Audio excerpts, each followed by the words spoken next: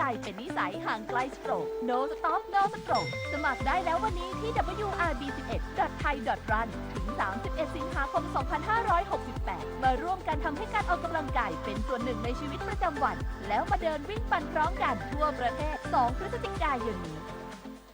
อะไรที่พอดี ดีทั้งนั้น หวานพอดี เปรี้ยวพอดี เผ็ดพอดี เค็มก็ให้พอดี เค็มพอดีแล้วแค่ไหนอะร่างกายเราต้องการโซเดียมไม่ควรเกิน 2,000 มิลลิกรัมต่อวัน หรือเทียบได้กับเกลือ 1 ช้อนชา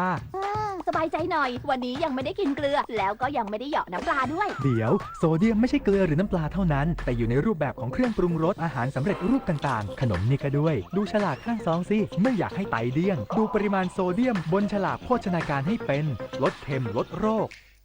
ตอนนี้ปัญหาบุหรี่ไฟฟ้าเข้าถึงง่ายมาก และมีรูปแบบที่ดึงดูดใจเด็กๆโดยเฉพาะ สารเสพติดเป็นภัยต่อชีวิต บุหรี่ไฟฟ้ามีสารพิษอันตรายต่อสมองที่กำลังพัฒนาของเด็กและเยาวชน อนาคตประเทศชาติจะพัฒนาอย่างมีคุณภาพ ร่วมปกป้องเด็กและเยาวชนจากบุหรี่ไฟฟ้า คนไทยไม่เอาบุหรี่ไฟฟ้า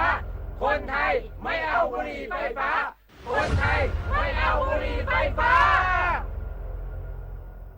คณะกรรมการนโยบายเขตพัฒนาพิเศษภาคตะวันออกเสนอคณะรัฐมนตรีพิจารณายกเลิกมติเดิมที่ให้สิทธิการบินไทยพัฒนาโครงการศูนย์ซ่อมบำรุงอากาศยานอุตภเปาเพื่อเปิดประมูลใหม่และให้การเปิดประมูลเสรีมากขึ้น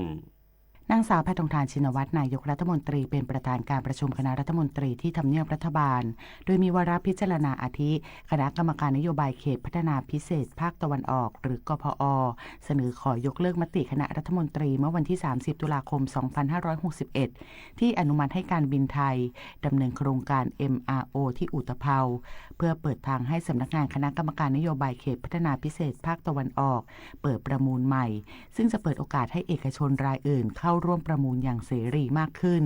กระทรวงคมนาคมเสนอรวมโครงการรถไฟชันเมืองสายสีแดงช่วงตลิ่งชันสารยาและสายสีแดงอ่อนช่วงตลิ่งชันสิริราชเข้าด้วยกันเพื่อให้การจัดซื้อจัดจ้างเป็นสัญญาเดียวภายใต้การดูแลของการรถไฟแห่งประเทศไทยกระทรวงพลังงานเสนอปรับปรุงระบบจำหน่ายไฟฟ้าการขนส่งน้ำมันและร่างกฎกระทรวงกระทรวงอุตสาหกรรมเสนอร่างประกาศกระทรวงเรื่องห้ามตั้งหรือขยายโรงงานผลิตเหล็กเส้นเสริมคอนกรีตหรือเหล็กแท่งเล็กสำหรับเหล็กเส้นเสริมคอนกรีตทุกขนาดทุกท้องที่ในราชอาณาจักรนอกจากนี้กระทรวงการต่างประเทศเสนออนุมัติสถานกงสุลกิติมศักดิ์เวียดนามที่จังหวัดภูเก็ตกระทรวงทรัพยากรธรรมชาติและสิ่งแวดล้อมเสนอยกเลิกมาตรการเกี่ยวกับการอนุญาตใช้พื้นที่ป่าสงวนเพื่อการทำเหมืองผลิตนาฏขวัญแสนสุขรายงานแรงงานกัมพูชาในจังหวัดประจวบคีรีขันธ์ยอมรับกังวลสถานการณ์ไทยกัมพูชาแต่ยังไม่คิดเดินทางกลับประเทศในขณะนี้เพราะรายได้จากการทำงานในไทยเพียงพอต่อการดำรงชีพนายสันธานีแรงงานชาวกัมพูชาในโครงการก่อสร้างโรงแรมพื้นที่จังหวัดประจวบคีรีขันธ์เปิดเผยว่าตนเองเดินทางมาทำงานก่อสร้างในประเทศไทยมานานกว่า10 ปีแล้วที่ผ่านมานายจ้างหัวหน้างานคนไทยให้การดูแลแรงงานข้ามชาติเป็นอย่างดีเหมือนคนในครอบครัวให้การช่วยเหลือทุกอย่างทั้งนี้สถานการณ์ระหว่างไทยและกัมพูชาที่ตึงเครียดอยู่ในขณะนี้ส่วนตัวยอมรับว่ารู้สึกมีความกังวลอยู่บ้างแต่ยังไม่มีความคิดที่จะเดินทางกลับประเทศในขณะนี้เพราะการทำงานที่ประเทศไทยมีรายได้ที่เพียงพอต่อการดำรงชีพและส่วนหนึ่งสามารถส่งกลับไปเลี้ยงดูครอบครัวที่ประเทศกัมพูชาได้เป็นอย่างดีลูกพี่ก็ดีหัวหน้างานก็ดีครับก็อยู่นี่มานานแล้วครับอยู่กับลูกพี่เขาเป็น10 ปีแล้วครับพอกินพอใช้ครับพอเหลืออยู่บ้างนายสันธานีกล่าวอีกว่าการอยู่ทำงานที่ประเทศไทยตลอด10 ปีที่ผ่านมารู้สึกมีความสุขดีเพราะคนไทยมีความเป็นมิตรและอยากให้สถานการณ์ระหว่างไทยและกัมพูชาคลี่คลายลงไม่อยากให้ขัดแย้งกันเพราะต่างก็เป็นบ้านพี่เมืองน้องพึ่งพาอาศัยกันธนวัฒน์ วงศ์วิริยะวณิช สวท.ประจวบคีรีขันธ์รายงานขณะที่ชาวอำเภอน้ำยืนจังหวัดอุบลราชธานีอยากให้ความสัมพันธ์ไทยกัมพูชากลับมาเหมือนเดิมเพื่อจะได้นำสินค้าไปจำหน่ายที่ช่องอ่านม้าได้ตามปกติ นายนเรศ หนองว่าชาวบ้านห้วยจันแดงตำบลศรีวิเชียรอำเภอน้ำยืนจังหวัดอุบลราชธานีพ่อค้าขายของเร่กล่าวว่าตนจะนำสินค้าขึ้นไปจำหน่ายที่บริเวณจุดผ่อนปลนช่องอันมาอำเภอน้ำยืนตามเวลาปกติคือทุกวันอังคารและวันพฤหัสบดีซึ่งลูกค้ามีทั้งชาวไทยและชาวกัมพูชาทำให้มีรายได้ดีแต่หลังจากที่มีการปรับเวลาการเข้าออกเหลือเพียงวันเดียวคือวันพฤหัสบดีชาวไทยและชาวกัมพูชามาซื้อสินค้าน้อยลงอยากให้ทั้งสองฝ่ายกลับมามีความสัมพันธ์เหมือนเดิมจะทำให้ชีวิตความเป็นอยู่ของประชาชนแนวชายแด นดีขึ้น ผมขายอยู่จังหวัดมากกับไปทุกนัดอาคารพฤหัสไปตลอดแต่เม้นกระซื้อกันไปเฮากับร้านเพิ่มขึ้นไปหาสิ่งของต่างๆล่ะเป็นที่เป็นน้องกันที่เราแหละมันต้องทำมาขายมันต้องง่ายขึ้นนะสำหรับจุดผ่อนปลนช่องอันม้าตำบลโซงอำเภอน้ำยืนจังหวัดอุบลราชธานีตั้งแต่วันที่12มิถุนายนเป็นต้นมาปรับวันเวลาเข้าออกเหลือเพียง1วันคือวันพฤหัสบดีเวลา 9 นาฬิกาถึง 12 นาฬิกาโดยประชาชนทั้ง2ประเทศผ่านเข้าออกไม่เกินตลาดของทั้ง2ประเทศโดยการแลกบัตรประจำตัวประชาชนหรือเอกสารที่ทางราชการของแต่ละประเทศออกให้สามารถซื้อสินค้าอุปโภคบริโภคที่จำเป็นและเป็นไปตามกฎหมายไม่อนุญาตให้ยานพาหนะทุกประเภทผ่านเข้าออกรวมทั้งการช่วยเหลือด้านมนุษยธรรมให้เป็นไปตามระเบียบตามหลักสากลโดยผ่านการพิจารณาจากหน่วยประสานงานชายแดนไทยกัมพูชาประจำพื้นที่กรกฎภูมิ สวทอุบลราชธานีรายงานจบข่าวชลธรจัญญาอ่านรับฟังข่าวครั้งต่อไปเวลา 10 นาฬิกาครับติดตามข่าวที่นำเสนอไปแล้วได้ที่ www.thainews.prd.go.th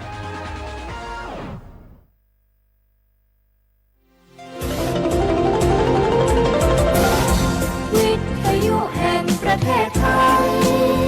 ให้ความรู้คู่ความสุข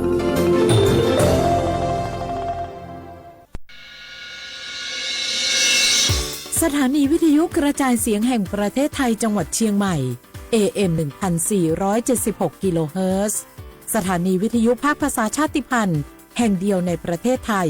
ที่มีความทันสมัยเชื่อถือได้สร้างอัตลักษณ์กลุ่มชาติพันธุ์สู่สากล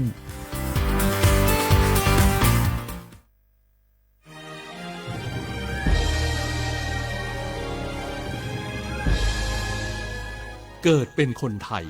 เติบโตบนผืนแผ่นดินไทยจงภูมิใจในความเป็นไทยชาติไทยเรานั้นนับเป็นชาติที่มีความเป็นมาเก่าแก่ยาวนานเรามีภาษาวัฒนธรรมและมีสิ่งต่างๆที่เป็นเอกลักษณ์ให้เราได้ภาคภูมิใจในความเป็นคนไทยเราควรเห็นคุณค่าและมีความรักชาติหวงแหนแผ่นดินอันเป็นมรดกของบรรพชน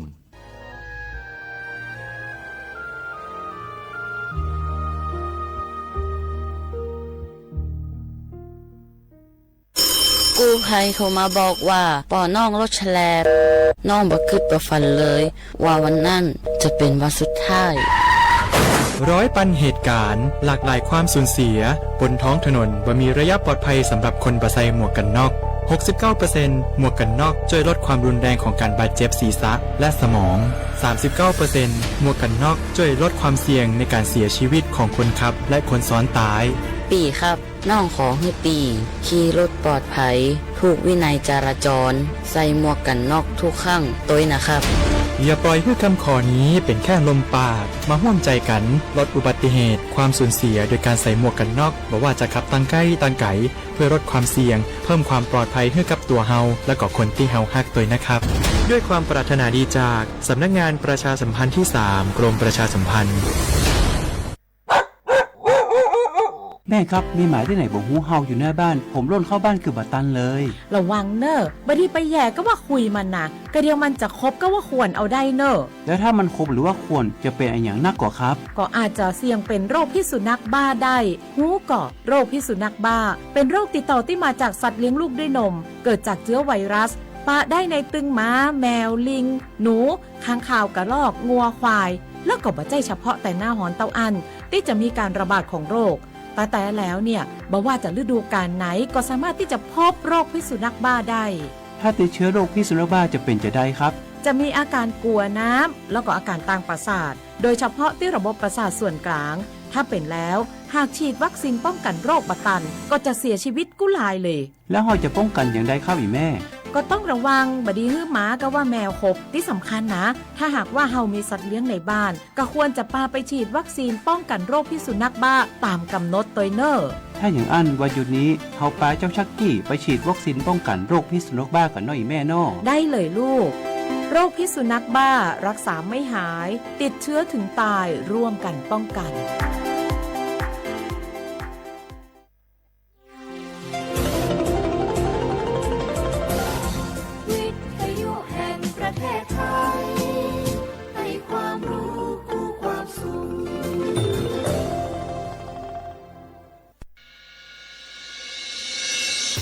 สถา นีวิทยุกระจายเสียงแห่งประเทศไทยจังหวัดเชียงใหม่ AM 1476 กิโลเฮิรตซ์สถานีวิทยุภาคภาษาชาติพันธุ์แห่งเดียวในประเทศไทยที่มีความทันสมัยเชื่อถือได้สร้างอัตลักษณ์กลุ่มชาติพันธุ์สู่สากล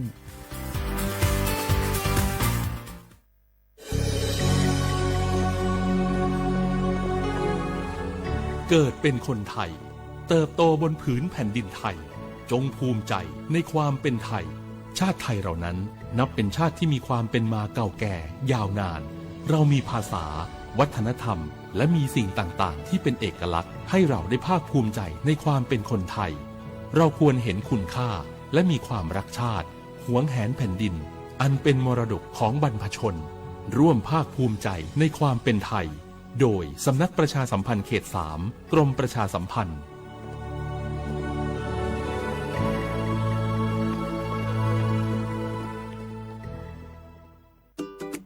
เนี่ยปี้ประจันข้างบ้านนะอยู่ดีๆเข้าห้องยาห้อง1669ไปปูนละโอ้เป็น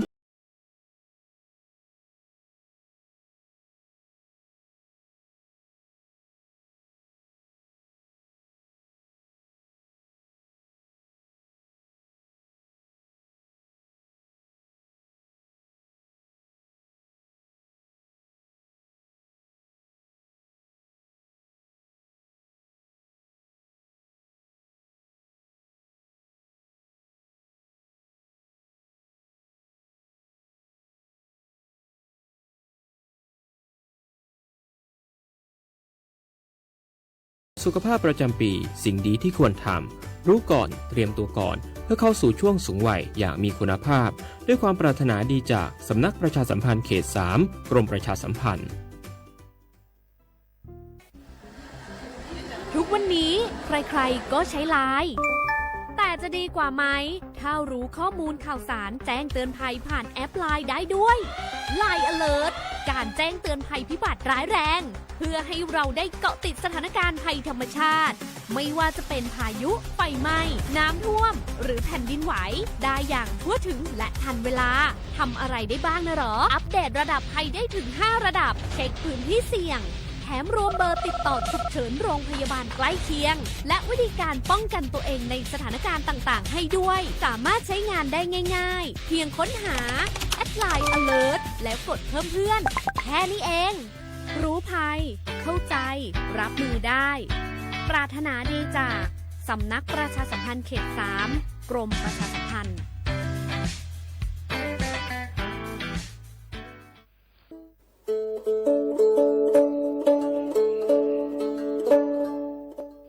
ชเปอร์มุกาพัตีปูโพเวโฟก็กาเดเนาะตัดนี้เนี่ยที่เฮตกินาตะกีตะโกลมีเวลปกาเลอากสูออสเวลสิทธิบัตรทองเซกว่าตีคือค่าเสียดอกกระจัดาเว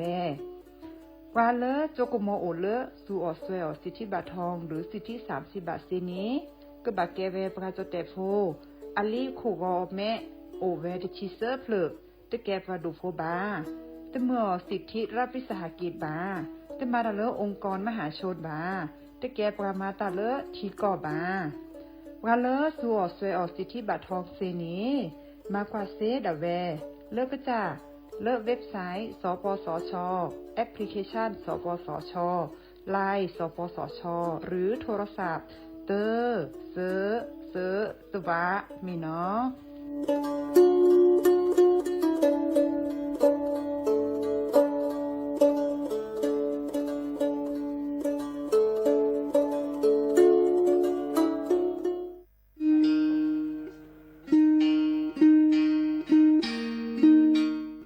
ชอปเปอร์ปูโพเวโพมกาพัตีก็นงาเดนเนาะตาเรนียัยนี้จะเกิดแต่กินตากีตาโกลนิเวลตากีตาโกลตาเฟชอตเลตาชาฮิเลสัวทอโบลีเลบะสัวเชลอมีปราเลอโจกมอโอเลอสัวสิทธิบัตรทองหรือสิทธิ30บาทนี้มิโลบาชอตเลสัวตาชาฮิเลอซอชอตเลเซตนี้นี้จะอานเกลุยลาบาเฟชอตเลเลกสัวตาชาฮิซอนี้เติร์ดมีและแต่บาตชาฮีและเลิกก็จะดาเวคีดมีผ่านแอปพลิเคชันออนไลน์สปสช.ไลน์สปสช.หรือโทรศัพท์เตอเซ เซตัวว่า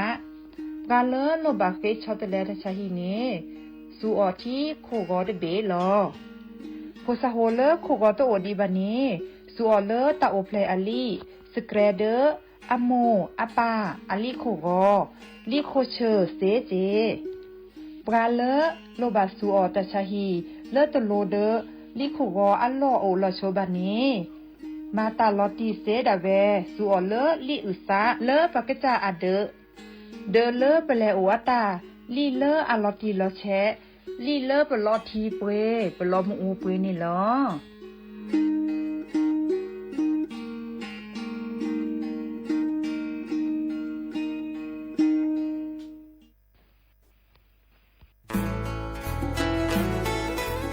ฮีบก็แน่ผักกระปลือ PM 2.5 ร่าแหละกษัตริย์ป๊อปเปอร์แวะอเมเนอะผักกระปลือผักกระหมูผักก้อยแต่ละ PM 2.5 แต่คันนี้บัดที่บัดโตได้ปะเตาชวดเล็กกระซุกกระซาได้ตะเปิ่นน็อตเจ็บบัดที่บัดโตได้ปะสูปะซาปะโซลอดพอดเวเลตาฮัลโลโคโลแควลอปะก้อยแต่ละเศรษฐกิจดอเจเดี๋ยวก็มาเกดิจันแหละเปิดกระบะคุลอซาก็กะโอกต่อตาชุกุชุแก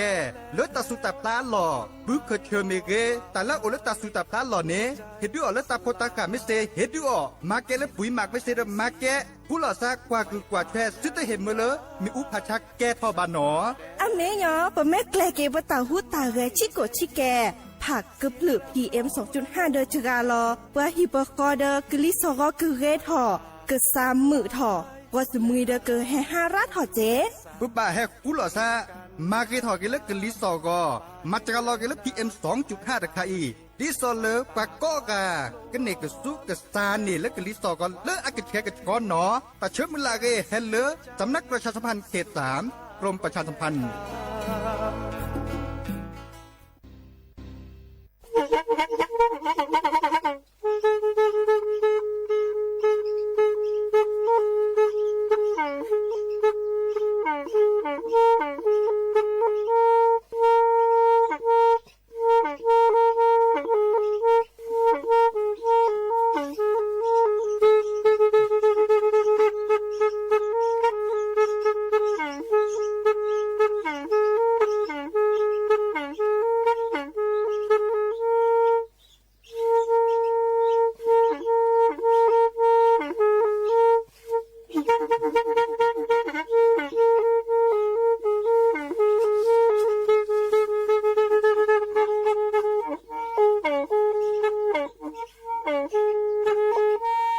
แท้อีวิทยุกลือหลอก็จะแตะเวกีแม่ตะกะโทนลิกจานยี่ชื่อคือกิโลเฮิรตซ์ตาเชอกระต่อเปอปากระหลือปากระยอกหลอกตืออีสู้อเมญาเปก็เห็นเหล่านั้นและตาสูมือซ้ำมือตากระเจาะตาละแก็บดึกแก็บโผล่และติเลื่อนนกออัตโคเนและกนาหลอเจอบาค่าคือตาสูมือซ้ำมือสก้อเนาะ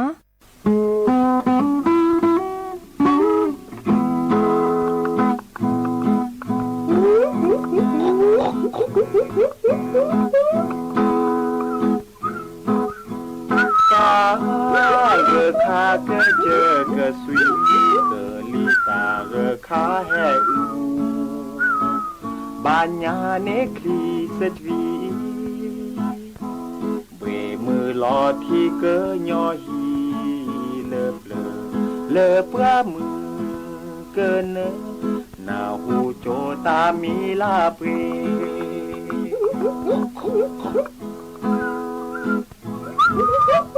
เลเปลเนเกยออาเจอโอบูกอเตรู้อาเคบาสือล้อมือล้อพาจีโยกอกอลาเปยออากอและโอนาเตเปเมสาคอเนเตพราเล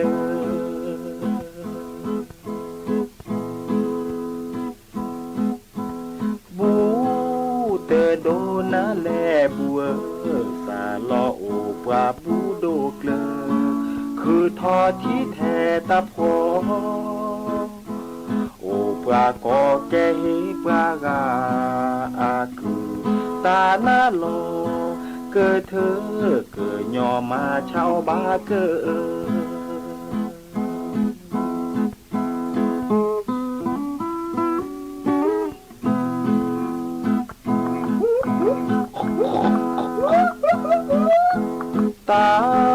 เกอคาเกอเจอเกอสวีเกอลีตาเกอคาแฮอูบาญาเนครีสเจเบมือลอที่โจเกอยอฮิเลอเปลือเลอปะมือเกอเนอหน้าหูโจตามีลาเป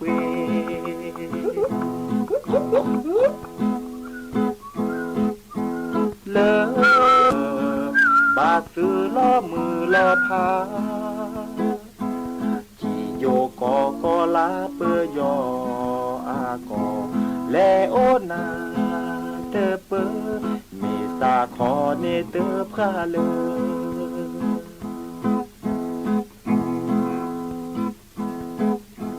บูเตโดนาแลบัว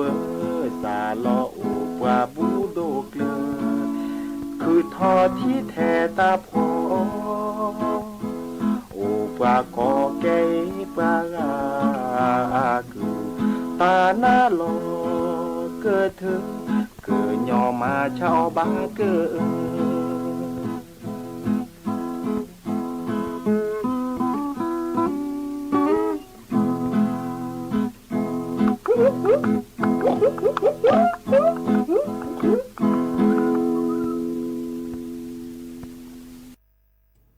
โอมือชอปเปอร์โอมือชอปเปอร์ดอปูแวเปิดปลากระลือปลากระยอก็กันเนาะแฮเกเปอร์ลีแฮเกเปอร์ลีเนาะเปิดปลากระลือปลากระยอ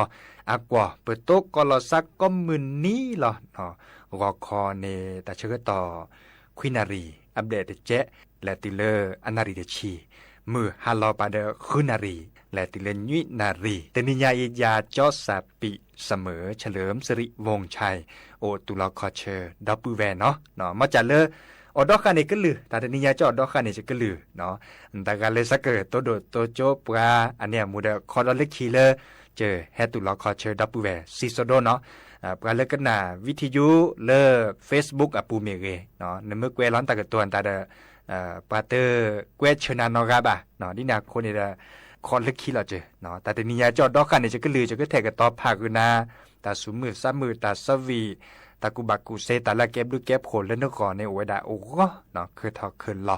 เด้อเพื่อเกิดก็หนาสกอแล้วก็ต่อในหรอจิบลือจิบโขเลยพระอาจารย์นิคมเจเนาะพระอาจารย์นิคม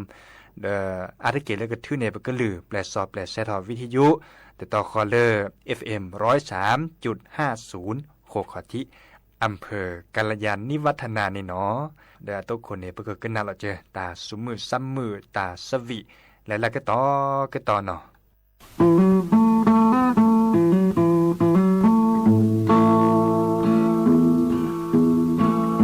จอโทลุยบื้อเนอาขอดือจอล้อแผ่แลโอท่อโอแผ่นือกว่าโลเตเวมือขวากว่าโลแนคลีกว่าโลแนจอเนแม่กะลี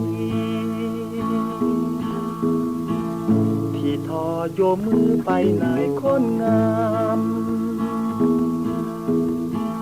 วิเชโดแล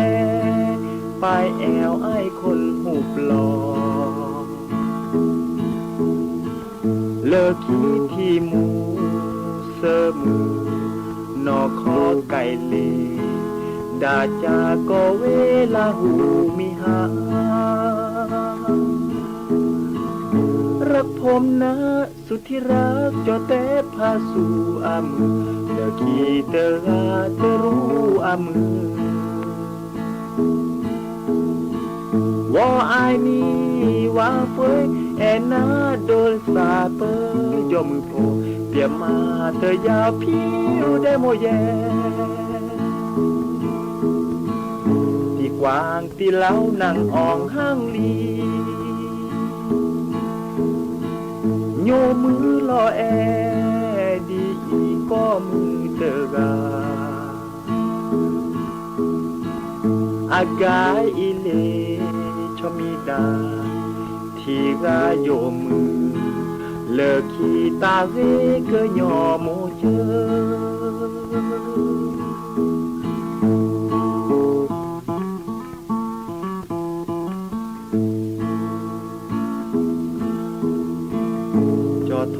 ลุยพื้นเนอาขอดื้อจอล้อแผ่แลโอโอท่อโอแผ่เนื้อกว่าโลเตเรมือขวากว่าโลแน่คลีกว่าโลแน่จอเนอแม่เกลีที่ทอโยมือไปไหนคนงามวิเชอโดแลไปแอวไอ้คนหูกลอเลิกคิดที่มูเสมอนอกคอไก่เลดาจาก็เวลาหูมิหารักผมนะสุดที่รักจอแต่พาสู่อามือเลิกคิดเตอราแต่รู้อามือว่าไอ้นี่วางเฟยแอนาเลอซาเปยยมโคเปียมาเธอยาวผิวได้โมแยที่กวางที่เล้านั่งอ่อนห้างลีโยมือรอแอดีอีกก็มือเดกาอากาอีเลชมิดาที่กาโยมือเลิกขีตาเวเกยอโมเจเลิกขีตาเวเกยอโมเจ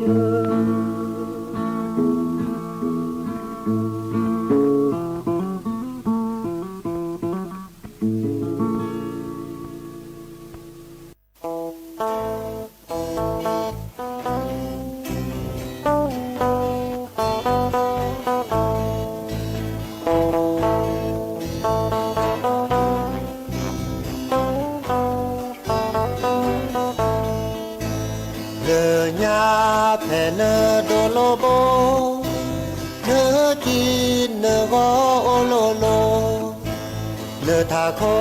แต่สาเอยาดิชาดอลาบุลอซาถ้าแค่อีเนลอกว่าเลยทีเกินลือเดิมมีซาเดิมมีกูเธอเนปาเลเวเนซาแล้วคอยก็โอเจียภาษาอาโฮเตเวเนยาเนลอติเตเซภาษาอาเนโฮบาเลเนยาเตลอติลอเชนาโดยาอามลือเตโอเตบาเลเกลงาโบโบวาเลเนสาวาเลทียะกะวีว่าแทเนคี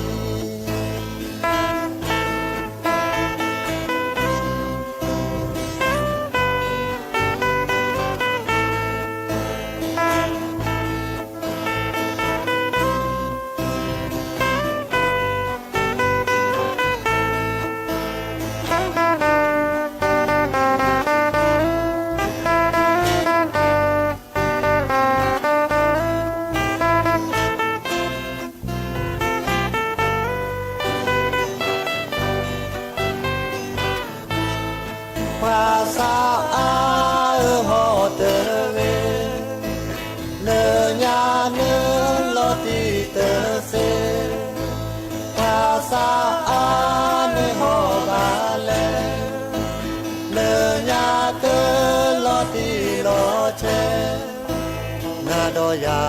อาบลือเตโอเบบาเลกเลกาโบโบวาเลเนสาวาเลทียะกะวีว่าแทเนคี เ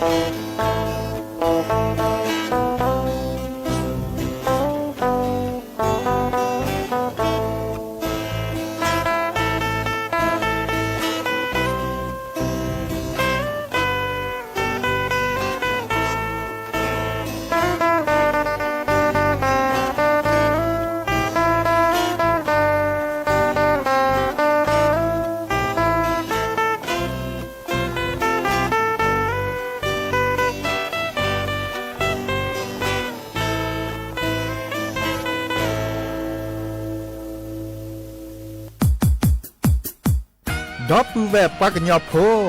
นเมบาสะสู้ออมมืออเลวิทยุกลือลอก็จะแต่เวกีแม่ตอนยาอีบอบบาเนบาคาคือเล่นตัดพี่ตามมาตัดพี่ออมมาออจะแต่กว่าก็ได้และสนใจโฆษณาเนื้ออดจัดสิกว่าสวทเชียงใหม่เบอร์โทรศัพท์053 276 068เมตเมบะ092 246 8579เซทอมโบลอ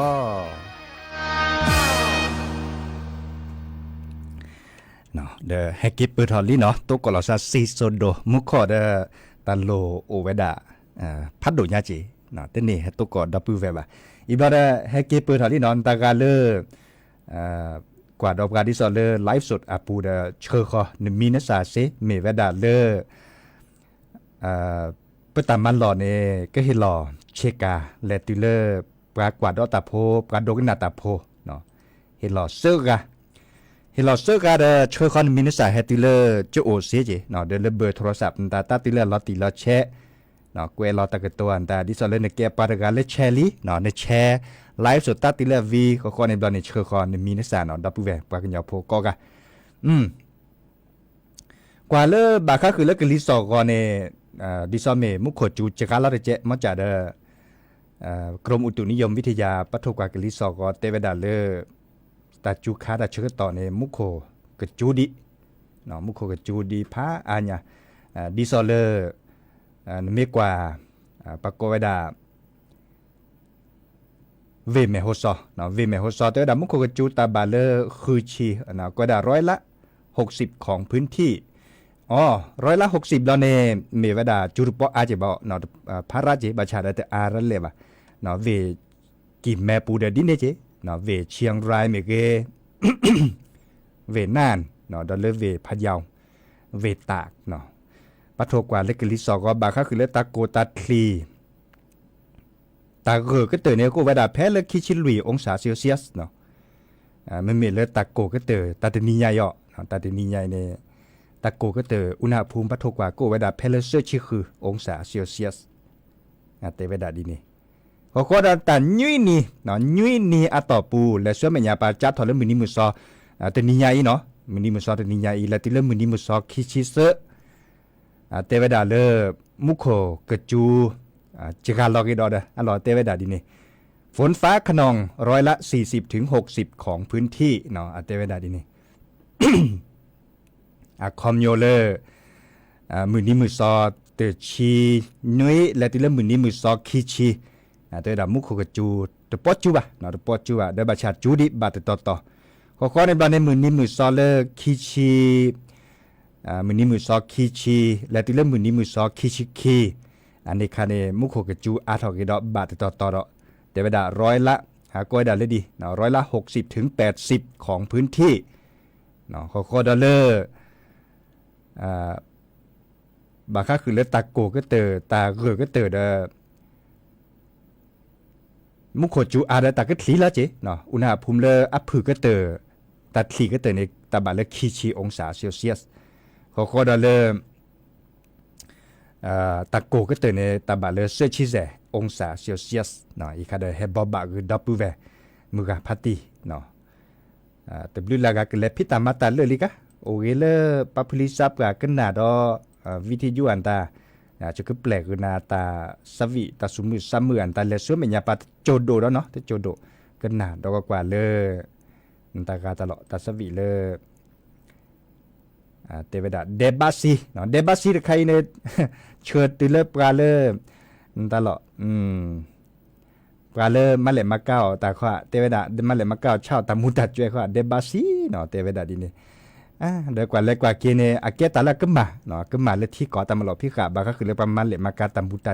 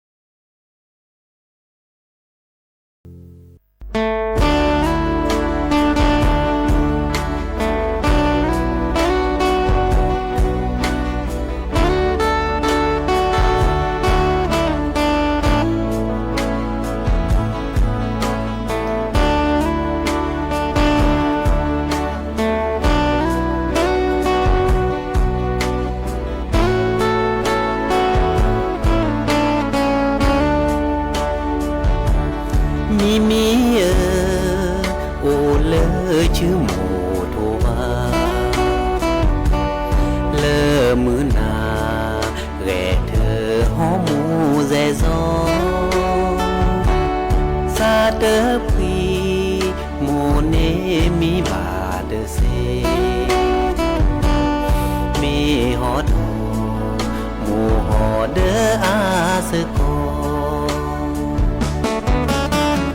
โอเอนาเลเนโนจีเตพาคลีสิพาเอซีโมลือโป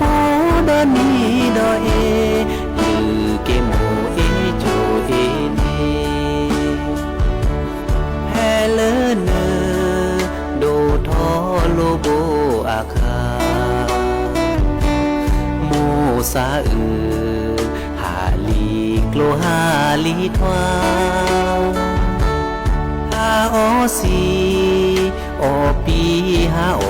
ยาบาเลอมือนาโมเนมีเตเนบาโมเอนาเลเนโนจีเตพาคลีสิพาเอซีโมลือโพดอนีดอเอลือเกโมเอโจเอเน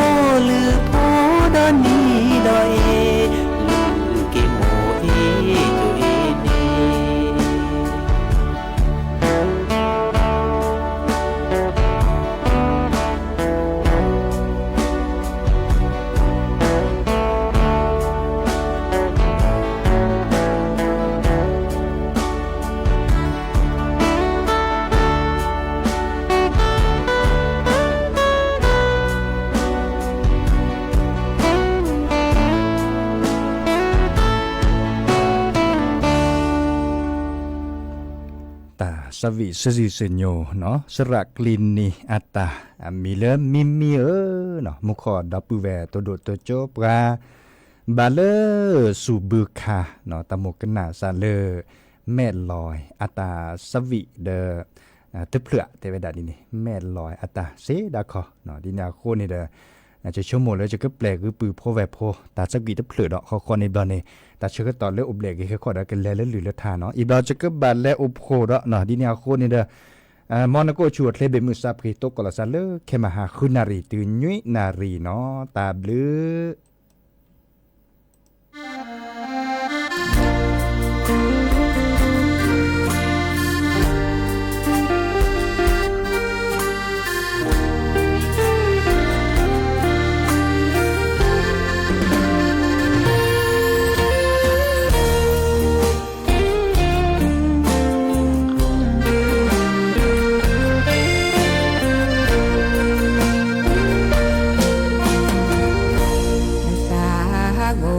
บาเลคาอีนาโอเดยาเนตบลูนาเตละนาตาพรา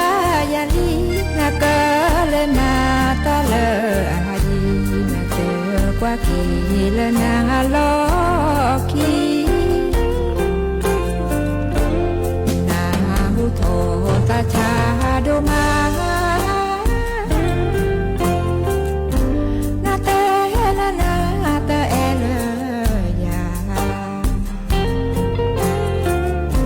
ยานาหูทอยาเม